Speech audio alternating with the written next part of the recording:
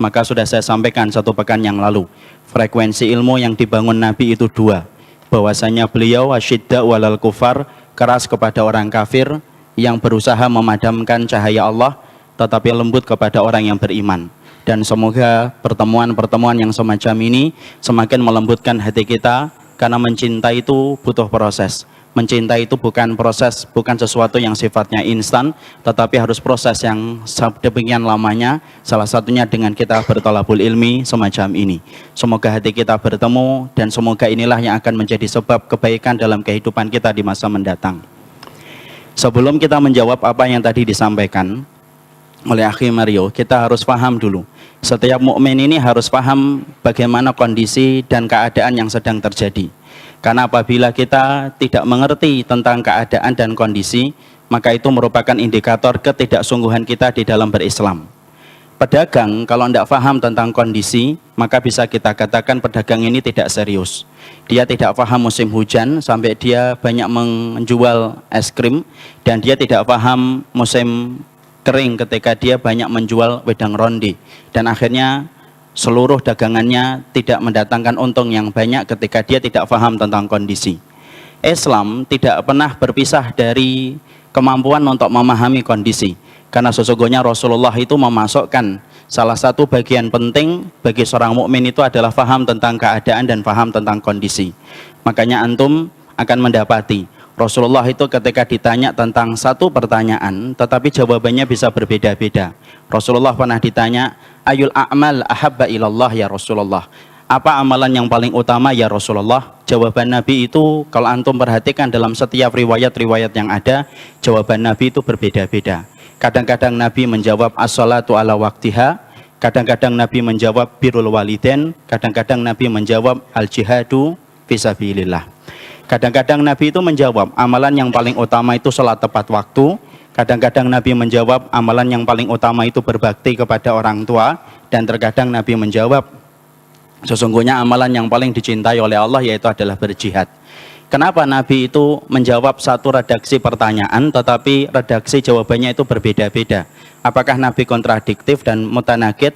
Wallahi, Nabi tidak pernah kontradiktif. Tetapi Nabi memberikan jawaban yang berbeda-beda karena kondisi ketika pertanyaan itu ditujukan kepada Nabi kondisinya berbeda-beda. Makanya Imam Ibnu Qayyim menjawab, kadang-kadang kenapa Nabi menjawab salat tepat waktu merupakan amalan yang paling utama?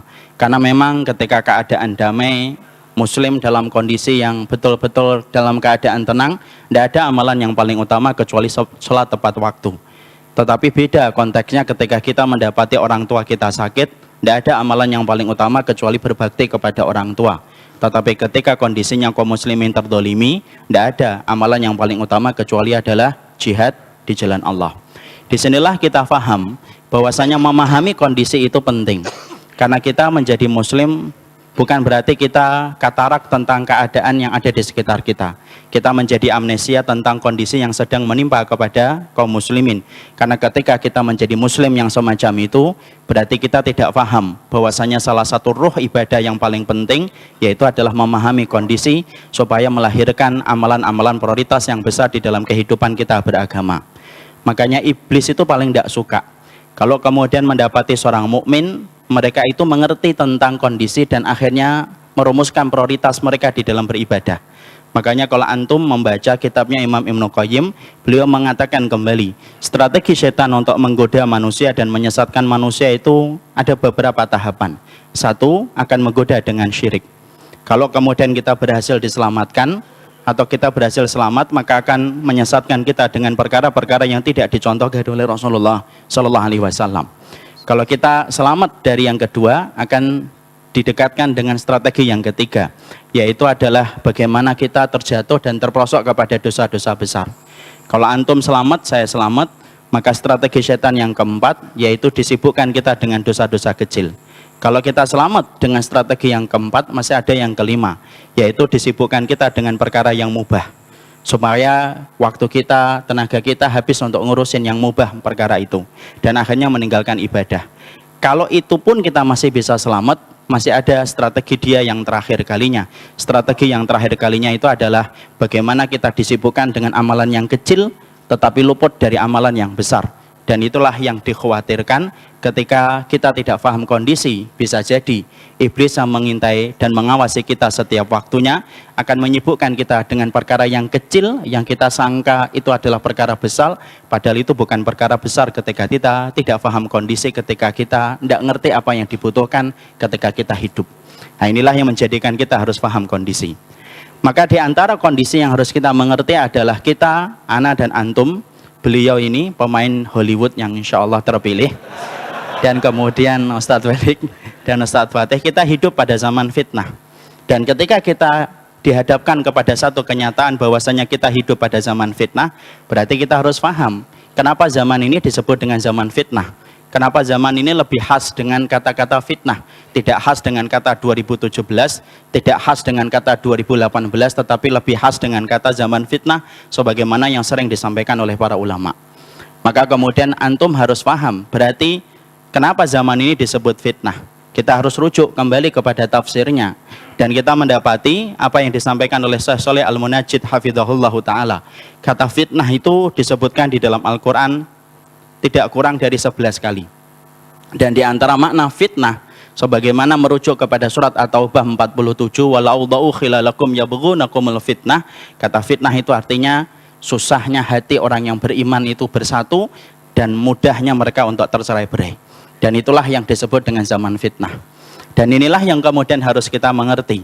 Makanya ketika kita hidup pada zaman fitnah dan kita akhirnya faham, merujuk kepada surat At-Taubah 47 bahwasanya fitnah itu artinya adalah tercerai-berai dan sulitnya orang mukmin untuk bersatu pada zaman itu. Inilah komitmen kita dan prioritas kita di dalam kita beragama, bagaimana menghilangkan fitnah hilang dalam kehidupan, karena fitnah itu tidak dinikmati, tetapi fitnah itu harus disembuhkan dan dipadamkan. Dan di antara fitnah itu adalah bagaimana kemudian seorang mukmin mereka itu saling mencintai dan sesungguhnya mereka saling bersatu padu, karena itu merupakan satu prioritas amal yang besar ketika kita sedang menghadapi musuh yang jauh lebih besar, di mana mereka tidak pernah istirahat untuk menghancurkan Islam siang dan malam, seakan-akan masuk neraka itu susah dan mahal. Dan inilah yang menjadikan kita harus mengerti kebutuhan kita kepada persaudaraan itu merupakan bagian dari keselamatan kita pada zaman fitnah, karena tidak disebut zaman fitnah kecuali adalah karena tercerai-berainya hati di antara orang yang beriman. Setelah kita memahami betapa pentingnya kita untuk kemudian menyatukan hati di antara orang yang beriman, dan bagaimana komitmen dakwah itu adalah mempertemukan dan mempersaudarakan dan bukan untuk memusuhi dan untuk menjauhkan, sekarang kita merujuk kepada apa yang disampaikan oleh Akhi Mario. Apa yang menjadikan kita ini susah untuk kemudian